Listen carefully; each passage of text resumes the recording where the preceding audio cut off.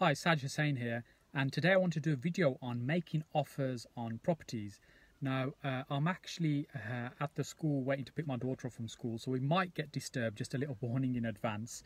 So should be out in a few minutes' time, and I thought I'd use the opportunity to do a quick video.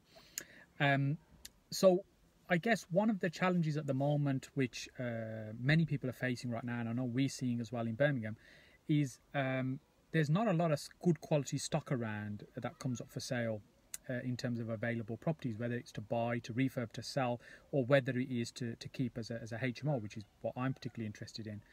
And when the properties do come on the market, they tend to be overpriced and there tends to be a lot of interest, and they sell some of them for silly prices. Now, sometimes on some of these properties, the landlords are just trying them on, or the vendors are trying them on in terms of how much they can get away with in terms of the asking price. And some of it is a case of the agents are pushing the prices up to see what they can get.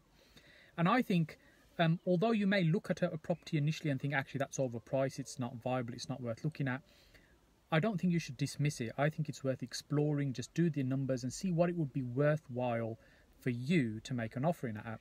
Because I think the interesting thing that I want to share with you is many of the properties that I've purchased over the years have started off in the early stages of negotiation of, no, we're not interested, because my price is not quite right for them. And it's either over a period of time, or their motivation has changed. Something has happened that meant actually by being ready and being able to step in to complete on a transaction, that we picked up really good deals over the years. So just yesterday I was speaking to Idas, who works with me in our office, about a property that came up in an area that we're interested in, the right type of property, right location, right style of house to convert to a HMO. But the asking price is just really too high, and there seems to be a lot of interest. We know the agent, and the agent's indicated there's been a lot of interest that's going to be driving the price up.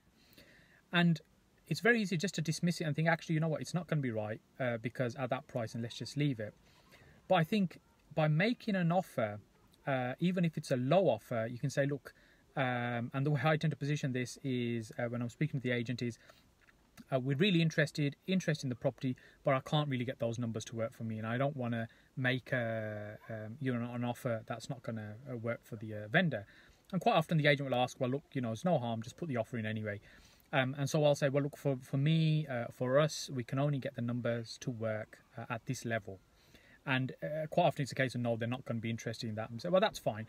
But actually what we've done is expressed our interest in that property. So what that means is, if it falls out of bed later on, and if it doesn't work, the chances of them picking up the phone and coming back to us and saying, actually, are you still interested in that property? And if we're able to move quickly, there's a very good opportunity for us to be able to step in and do that deal. And that's happened a number of times before. So I think using the lottery analogy of you've got to be in it to win it, even if it looks like the deal right now at the beginning is just not viable, the numbers are too high, you've got to be in the game to stand any chance of being able to get a deal.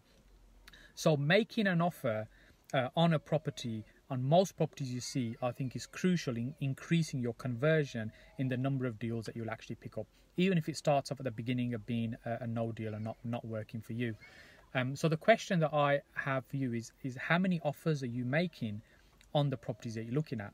I think you should really be making an offer on pretty much everything, because even at deals that you look at and think, actually, this isn't for me because it's not the right property, not the right location, there is a price that you'd probably bite at because you can turn it into a deal.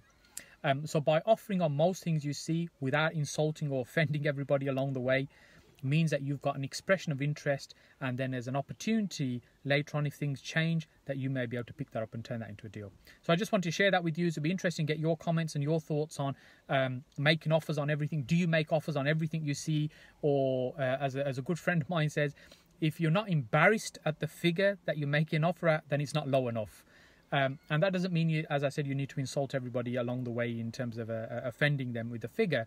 But are you making an offer on everything you see, or are you very selective about what you offer on?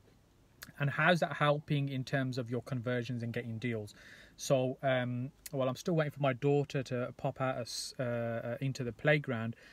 What I'm going to do is see if I can just pick up some of these messages, if there's any here, and then respond to those. Okay, so I haven't got any comments right now, so I just want to share that with you, and you can put some comments in later in terms of your thoughts on whether you should be offering on everything you see, or you should be really selective about what you put offers in on, and I'll try and answer them, so comments a bit later.